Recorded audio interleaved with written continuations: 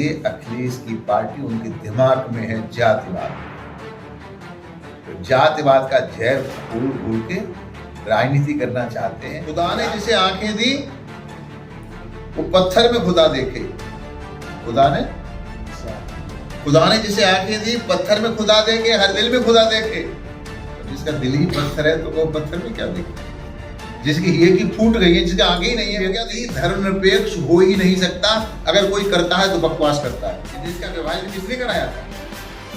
तो इनकी दादी, इनकी दादा इस देश के दुश्मन थे। अपने बयानों से अक्सर चर्चा में रहने वाले भाजपा के फायर ब्रांड उन्नाव जिले से सांसद साक्षी जी महाराज एक बार फिर अपने बयानों को लेकर सुर्खियों में हैं। इस बार साक्षी जी महाराज ने अखिलेश यादव को आड़े हाथों लिया है। इटावा कांड पर उन्होंने अखिलेश यादव को नसीहत दी है कि वह जातिवादी ना करें।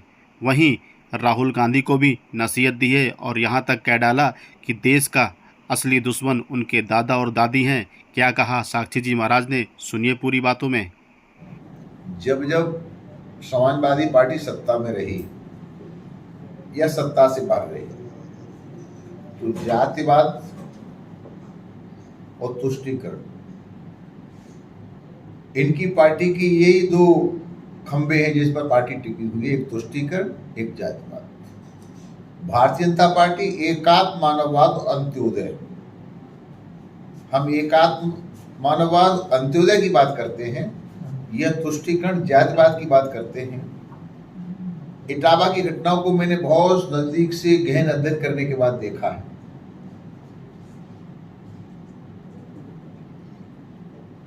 छद्मवेश में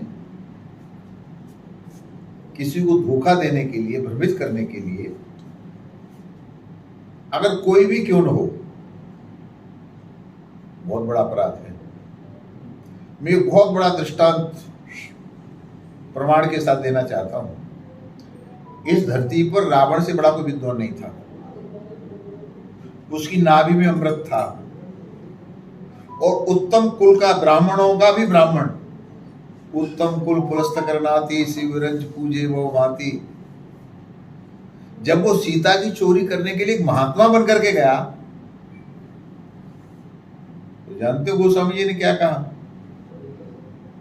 उत्तम कुल पुलस्त करनाती शिवरंज पूजे वो भांति, सो 10 शीश स्वान की नाई। उस ब्राह्मण को कुत्ता कह दिया गोस्वामी जी ने। किसी ब्राह्मण ने तो बुरा नहीं माना, कोई लड़ाई झगड़ा तो नहीं हुआ, क्योंकि वो वेश बदल करके गया। इटावा की घटना भी ऐसी है। जिनकी उत्तरदारी कह रहे हैं उनके पास 2 आधार कार्ड, एक में ब्राह्मण लिखा है, एक में यादव लिखा है। ये रोहन्या है क्या जो वेश बदल करके देश में रह रहे हैं? ये आतंकवादी है जो छुप के रह रहे हैं। आप यादव लिखो ना, कौन मना करता है? यादव लिख करके कथा करो, कौन रोक रहा है तुमको? मुझे कौन रोक रहा है? और ये शर्म विदित है, राम ठाकुर थे, रावण ब्राह्मण था। राम ने रावण को मारा।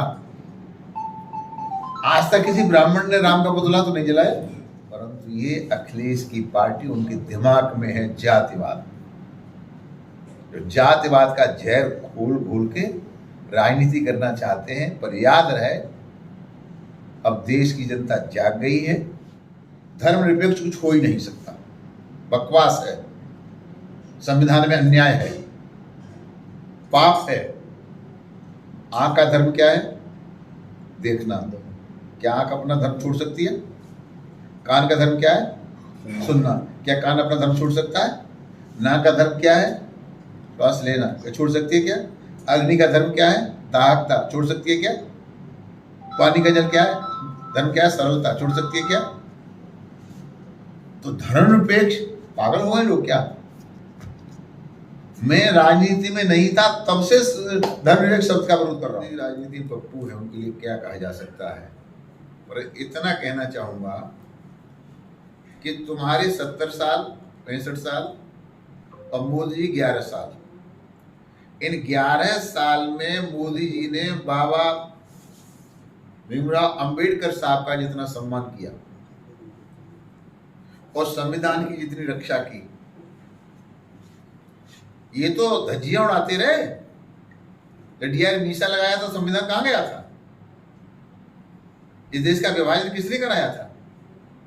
तो इनकी दादी, इनकी दादा इस देश के दुश्मन थे। देश का विभाजन आपने करवाया, वक्फ बोर्ड आपने बनाया, हिंदू मुसलमान आपने किया, कश्मीर की समस्या आपने खड़ी की, और आप ये आज जो तरह तरह के आरोप लगा रहे हो भारतीय जनता पार्टी पर। भारतीय जनता पार्टी विश्व की सबसे बड़ी लोकतांत्रिक पार्टी है। जनता जाग चुकी है।